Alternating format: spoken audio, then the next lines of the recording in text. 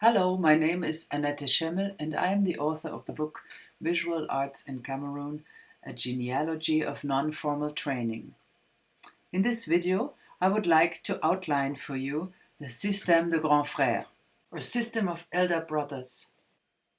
So these are the 1970s and 80s in the major cities of Cameroon, namely Douala and Yaoundé. The formation of associations, circles, and unions have generated an increase in peer-to-peer exchange amongst visual artists. Arguably, it was this development that also facilitated the emergence of another form of artistic self-help, a new type of art education, as it then became customary for younger artists to frequent the studios of elder artists in order to learn by dialogue and exchange. Aspiring artists would irregularly visit the studios of elder artists, mostly over extended periods of time and apparently without engaging in any binding obligation. Let me read out a memory of the Francophone artist Hervé Youmbi, who was born in 1973. Thinking back of his college years in Douala, he recalls a story that is representative of many similar ones recorded in my interviews. Hervé Youmbi said, Pendant le week-end, le samedi par exemple, Hervé Yamgen et moi, on le faisait constamment. On pouvait marcher 2 ou 3 kilomètres à pied pour arriver à l'atelier d'un grand frère, que ce soit Kamganyan Viking ou Coco Comenier. On essayait de le rencontrer, de le voir peindre, de discuter un peu avec lui, et ensuite on rentrait dans nos ateliers nous-mêmes pour travailler. Voilà, c'est comme ça qu'on a commencé. And here's the translation to English. We did that all the time, Eva Yamgen and me, in the weekend for instance, on Saturdays. We would walk 2 or 3 kilometers in order to reach the studio of one of the Grands-Frères, be it Kanganyam Viking or Coco Comenier. We would try to meet him, to watch him painting, to discuss a bit with him, and after that we would walk home to our own studios in order to work. This is how it all started. In this quote, Youmbi refers to the elder artists as his kin, his elder brothers, without there being any factual family ties between them. In similar ways, many artists have referred to their grand frère or petit frère during my interviews. Moreover, the artist Coco Comenier said that he felt like a father for his protégés, and Yamgen referred to an aîné, an ancestor, when speaking of a specific artistic tutor. All of these appellations imply hierarchies between men of different ages, hierarchies that call for a behavior that is respectful or protective respectively. It is worth noticing that these kinship metaphors are also common in daily life in Cameroon. People use these metaphors to casually establish relationships with strangers and to structure those relationships, or by way of the age hierarchies that are implicit in certain appellations, or by calling upon the solidarity of age peers. Kinship metaphors are also common in written form. For instance, a recent newspaper article about the Douala-based photographer Nicolas Eyidi introduced him as the father of advertisement photography. When used in this way, kinship metaphors highlight an individual's belonging to a community, be it a community of advertising photographers, artists, or of neighbors, as well as stressing the intergenerational obligations that come with this belonging. Let's see how these kinship metaphors played out on the visual arts.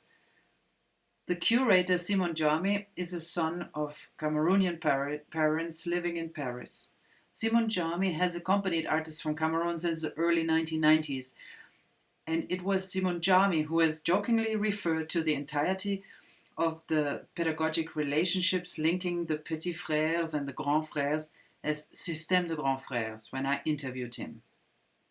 This phrasing of Simon Jami recalls the French term système de bruit, or shorter, système D. By système D, Francophone Africans subsume the inventive tactics of improvisation, which became typical of the growing informal economic sectors in their cities in the 1980s.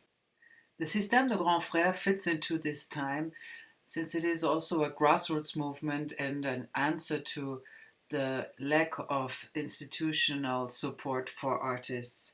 And therefore, it seemed appropriate to transfer Jami's casual and joking wording of the Système de Grands-Frères to theory. In my book, I have compared the Système de Grands-Frères with apprenticeships in urban crafts, with artistic training in universities, with the workshop movement, and international workshops. And after looking at all these other phenomena, I have found my hypothesis confirmed that the Système de Grands-Frères forms its own distinct category. In fact, the learning experiences that the Grands-Frères have facilitated since the 1970s in Yaoundé and Douala are less structured than any known type of tutored skilling in the realm of art. This training was and is free of charge, takes place under precarious circumstances, secluded from Cameroonian mainstream society and from global artistic trends.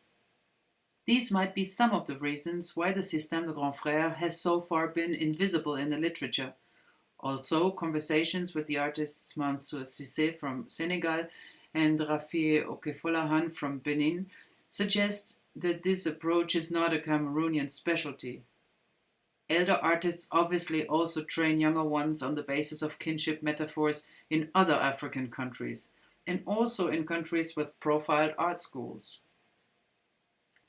The inconspicuous interaction of the grands and petits frères could also be understood as a tactic in Desserteau's sense, as a pedagogic art of the weak that makes use of intellectual creativity. As a tactic, the Système de Grands-Frères proved highly efficient since it counterbalanced the deficient public infrastructure for artists, and it proved sustainable because former petits frères also felt compelled to pass on their teachings once they had established their careers. As a matter of fact, this has been the case until the time of writing. This continuity is crucial since it multiplies the choices for petits frères. And as the name giver Jami has stressed, plus il y a grands frères, mieux c'est. Parce que tout d'un coup, on sort de la vision monolithique du truc et on laisse à l'artiste d'aller recueillir le plus d'informations possible et d'en faire ce qu'il veut. And in English, the more grand frère, the better it is, because this multiplicity makes it possible to leave a singular vision of art behind and to give a young artist the possibility to go and get as many informations as possible, and to make of these informations what he or she needs to make of them. End of quote. This optimism notwithstanding, there are also certain flaws of the Système de Grands-Frères which should be briefly mentioned here. For instance, its patriarchal structure, certain limitations in terms of pedagogic knowledge and art historical knowledge, book knowledge for instance, that the Grands-Frères cannot provide, and the seclusion of the Système de Grands-Frères from formal training careers because it does not provide certificates. But it remains to be said that the Système de Grands-Frères is not static, and much has changed since I've published my text on it. For instance, a number of departments for the studies of visual art have opened all across Cameroon since 2010. Art education has been made obligatory in general schooling, and also a number of grands sœurs have emerged. There is, for instance, the grand sœur Justine Gaga, born in 1974, who is now opening the doors of her studio to share her experiences and knowledge gathered during a career of about 10-15 years, a global career, with younger and aspiring artists. So it is about time to speak of the Système de Grands-Sœurs et Grands-Frères.